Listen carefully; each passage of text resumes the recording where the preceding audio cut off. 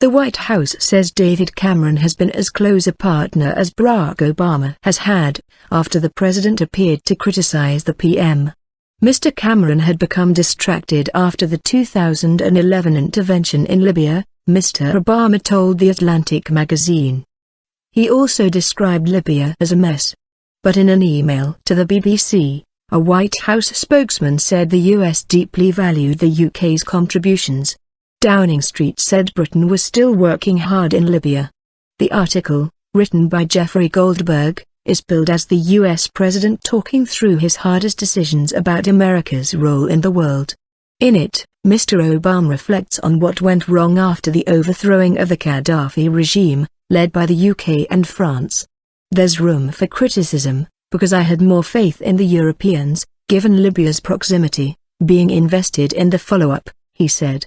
Mr. Obama said the UK Prime Minister soon became distracted by a range of other things. The US President said of the North African country, "We averted large-scale civilian casualties, we prevented what almost surely would have been a prolonged and bloody civil conflict. And despite all that, Libya is a mess." He also spoke of free riders, saying European and Gulf countries were calling for action against Gaddafi, but, he said, the habit for several decades had been people pushing us to act but then showing an unwillingness to put any skin in the game. Former French President Nicolas Sarkozy came in for criticism, with Mr. Obama saying he wanted to trumpet the flights he was taking in the air campaign, despite the fact that we had wiped out all the air defenses and essentially set up the entire infrastructure for the intervention. The White House said, "Prime Minister Cameron has been as close a partner as the president has had, and we deeply value the UK's contributions on our shared national security and foreign policy objectives which reflect our special and essential relationship." On Libya, it said the president had always said all of us could have done more.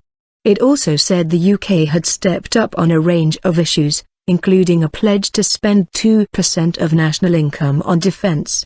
According to the article, this pledge came after Mr. Obama told Mr. Cameron that Britain must pay its fair share if it wanted to continue to claim a special relationship with the US.